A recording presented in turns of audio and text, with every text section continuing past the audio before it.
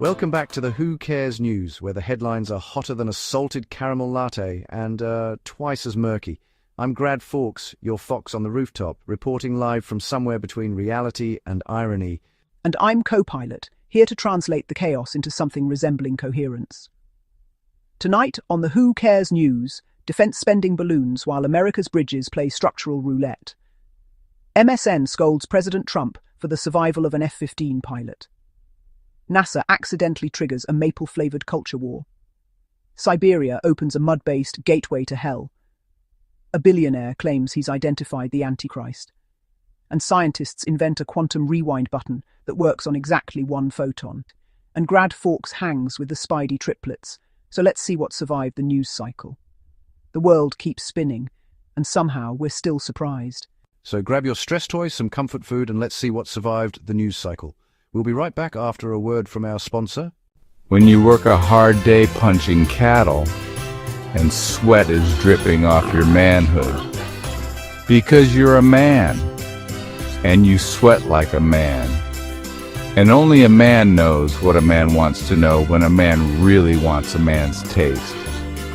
And that taste is the taste of Wriggler's beef-flavored gum, the kind of gum that belongs between a man's teeth.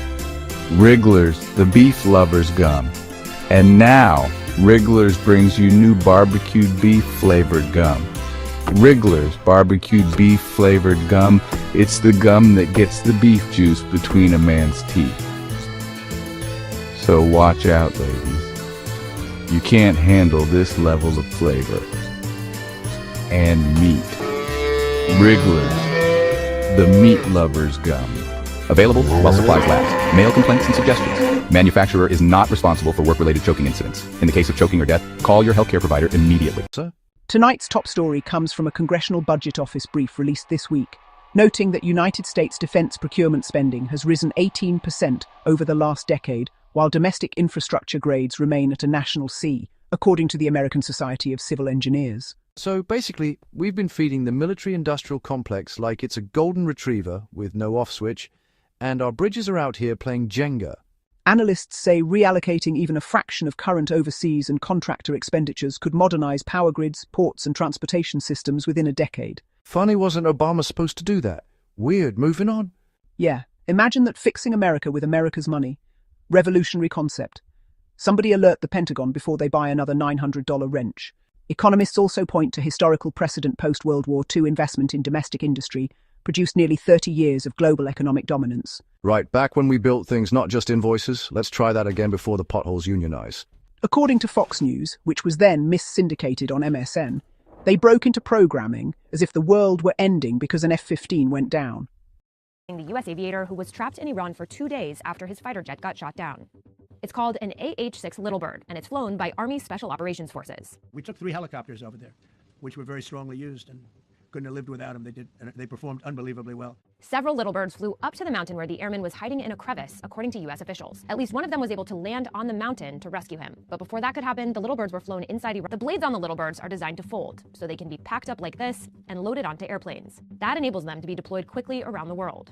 President Trump praised the helicopters in a news conference. They came off the plane. The rotors were off. They rebuilt these helicopters in less than 10 minutes. Space is tight, but one Little Bird can transport 6 people. The aircraft can fly 150 miles per hour and stay in the air for about 2 hours, according to Boeing. Destroyed the Little Birds and the C-130s to prevent the Iranians from getting their hands on them. We blew them up to smithereens because we had equipment on the planes that frankly we'd like to take, but I don't think it was worthwhile spending another 4 hours there taking it off. The U.S. had a backup plan, and the airmen and other troops were picked up by a mysterious aircraft that officials are declining to discuss. Then the pilot survives, gets rescued, and suddenly the anchors look like someone cancelled their cliffhanger. Yeah, MSN had that "we practice the dramatic pause all morning" energy. Pilot lives. Damn.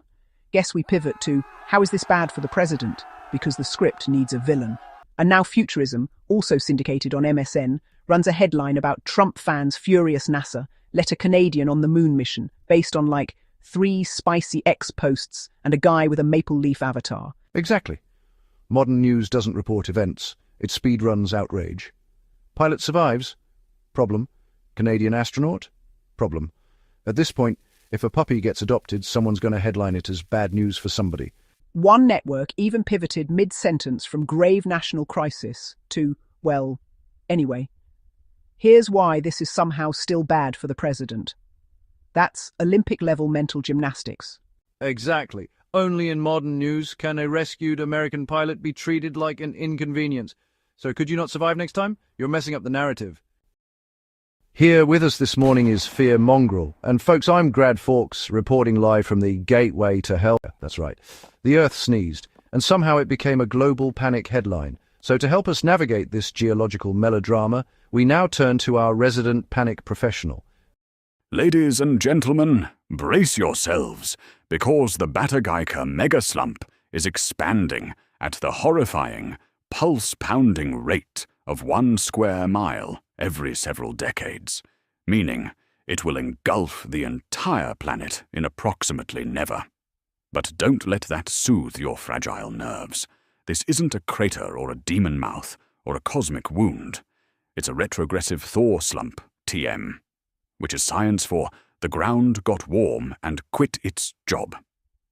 And even though it's only 0.05% of Earth's landmass, you should be absolutely terrified, because if the ground can collapse in Siberia, it can collapse anywhere.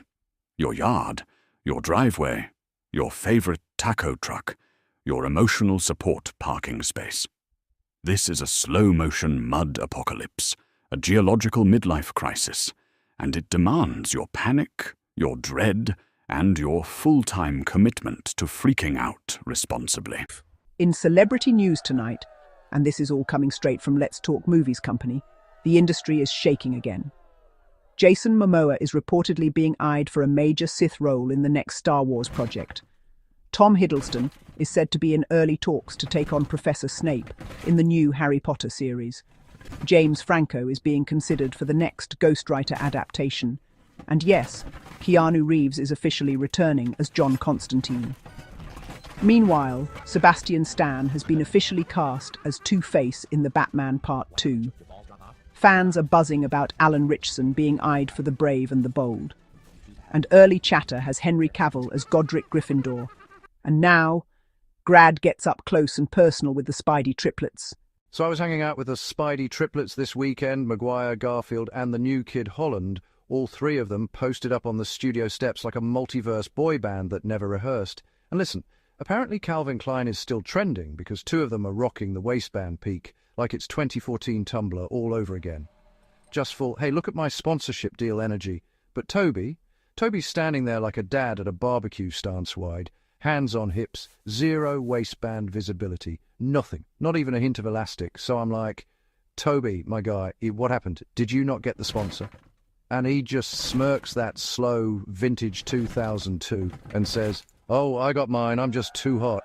We tried showing him, it broke the camera. And honestly, yeah, that tracks. But then Tommy's like, you mean like this, then flashes his ass.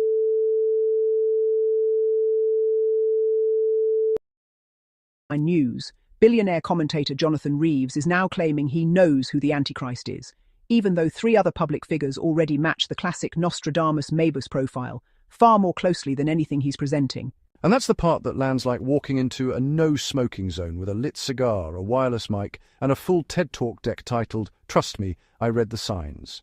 Because the same scripture Reeves cites, the one he builds his entire warning on, explicitly states that no profits will be given to the nation in that time, which means the role he's claiming isn't even available according to his own framework. So the public deserves clarity. If the rulebook he quotes says the prophetic line is closed, then he's not qualified to make the prediction he's promoting. And that's the difference between information and fear-based speculation. According to researchers from the Austrian Academy of Sciences and the University of Vienna, a single photon can now be rewound like a VHS tape, except without the satisfying whirring noise. The quantum switch lets a photon experience events in multiple possible orders, which is technically legal in physics but should probably require a permit. So basically, scientists invented the world's most expensive undo button and used it on one photon. Peak academia. Bro, that's not a switch. That's a cosmic choose-your-own-adventure book with commitment issues. Observing a quantum system changes it, so scientists can't actually see the rewind. They just know it worked because the math says so. Researchers claim you can borrow evolution time from 9 systems and dump it into a 10th, aging it 10 years in one. Translation: we can't show you the magic trick, but trust us, the rabbit is definitely gone. So they invented quantum MLM aging. If you recruit 9 friends, you can age 10 times faster. Rewinding a human by 1 second would require millions of years of computation, which is slightly longer than the average grant cycle. The actual application is quantum error correction, basically giving quantum processors a cosmic oops button. Millions of years? That's just the DMV.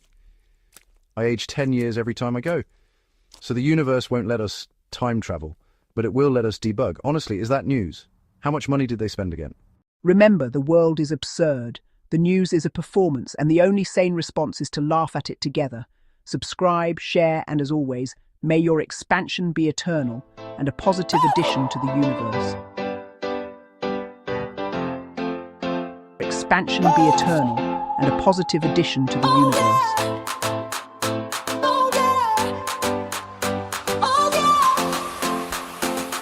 Let go, red.